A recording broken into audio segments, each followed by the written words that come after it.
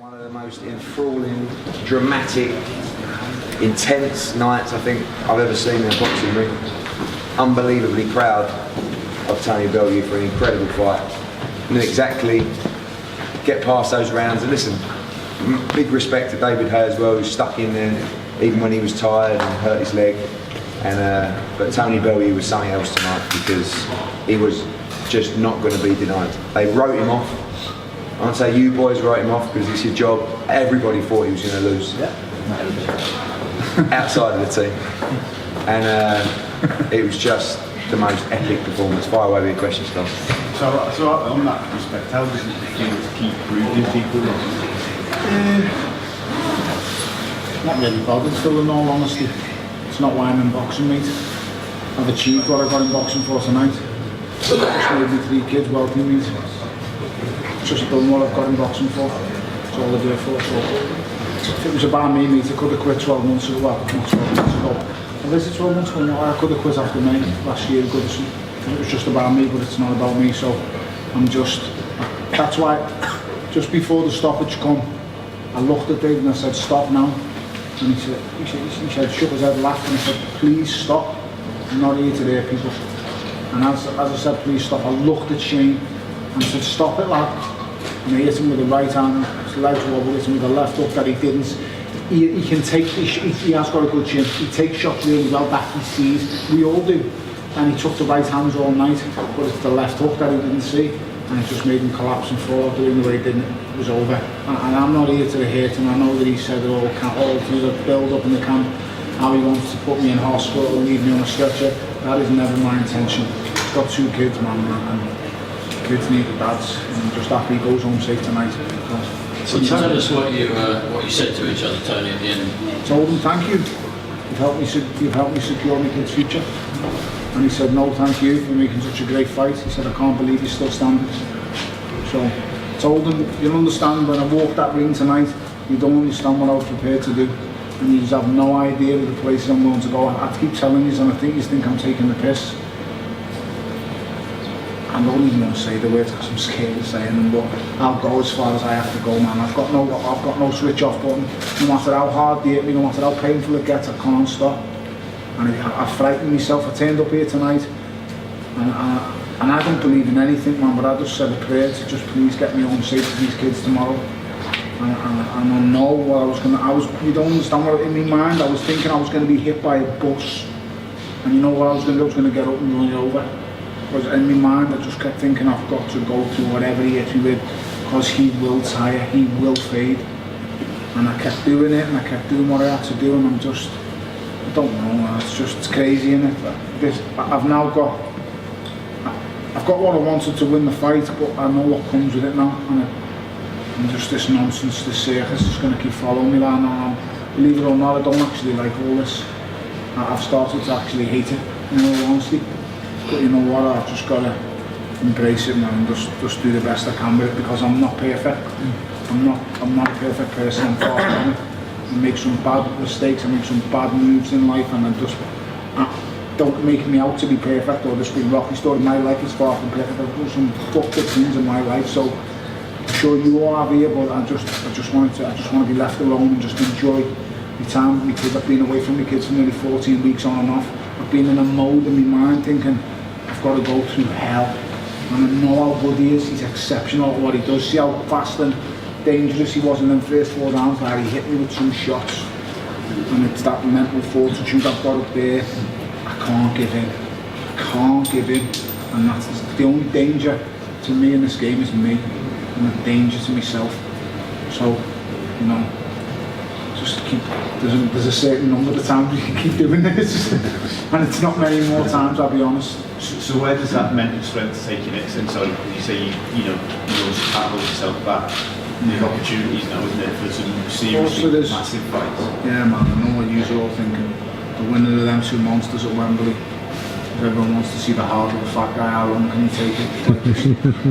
Like this Rocky story in it, but I don't know, man. I'm far from Rocky, I'm not him, I'm just a normal fella who just can't give in, just can't back down, man.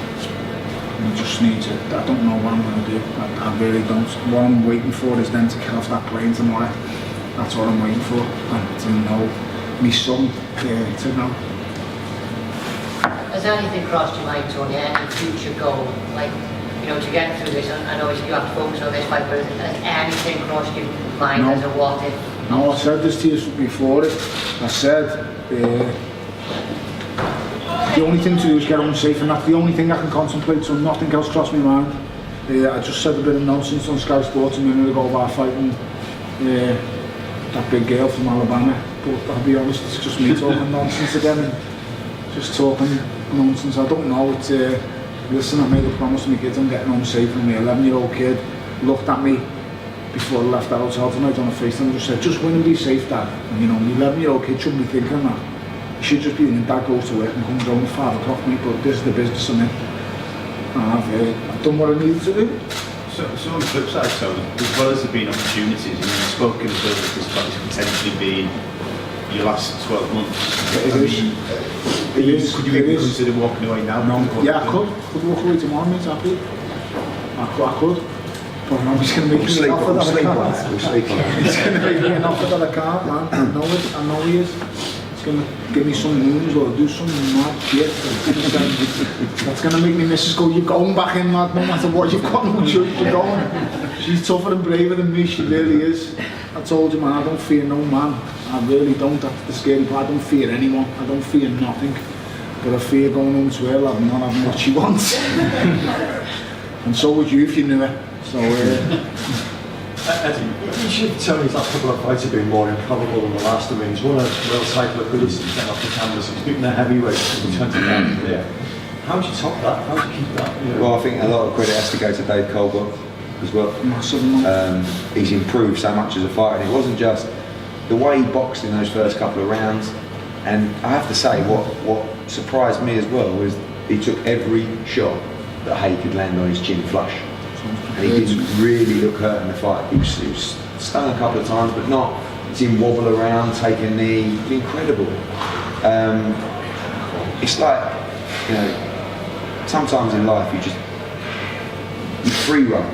You know, you get to where you want to be, and then you just say, let's just go with it and see what happens. And that was after Goodison Park.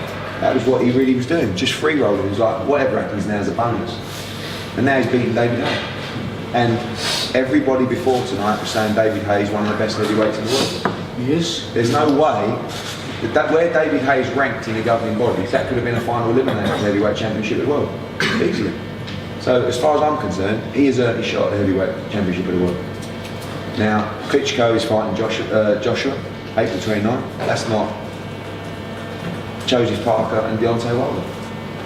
They're the two fights. I'll be there supporting Nance firmly, like he supports me. We had a good chat on Thursday through a FaceTime. No man to while. I remember beforehand, the Sam Festival I was sparring in the GB camp at Carthage, and he was asking me advice on what he thinks I should do, where he thinks he should sign, and because he was getting a lot of big offers, and he was still an amateur, won the Olympic gold medal, and I gave him my advice. You know, I'm not trying to say it was my advice that he took on. He asked a lot of people, he went everywhere and asked for advice, but we've always got on since then. I admire the lad because he's took boxing to a different level. I'd like to think tonight that I've took myself to a similar level, I think. A similar level, not the same level, but a similar level, so, you know, there's a new sheriff in town. You say that, Tony, though, you were there sparring the super middleweight that day. Advising you were sparring the super I was a light heavyweight. Yeah, I was a light heavyweight sparring one of the best super middleweights in the world, well, top two he was fighting. I was Carl's chief sparring partner for the Andre Ward fight. I think he says in his book how the sessions went, we were great, calls me friend. It shows where you've come from. It's unbelievable. We just before we went to weigh in for the Adonis Stevenson fight, if you would have seen him in the room, he looked like a skeleton. Light heavy, haven't I? What? He was making 12 stone 7. If we boxed Adonis Stevenson for the world light heavyweight title, he was like a skeleton. Can't explain. He moved up, he won the cruiserweight world title, and tonight he's beating David Haye. Annihilated Adonis Stevenson at cruiserweight. I'm sorry to say that, but I've eaten alive. I can absorb so much more. That's the fighting part. What he did tonight, you proved that tonight. I've absorbed the biggest one punching heavyweight in the world. Couldn't put a dent in me. He just couldn't put a dent in me. He hit me clean a number of times. He is very strong, I will say that. He hits very, very hard. But I was just mentally, you don't understand, like I say, what I was mentally prepared to do tonight. I was mentally prepared to go to the well. I was absolutely exhausted in 7 and 8. I was just waiting for the second wind to kick in. Because I know how fit I am. I'm one of the fittest guys in boxing. But I just needed that second wind to kick in. I wasn't able to do my sprints the last week, the last killer session.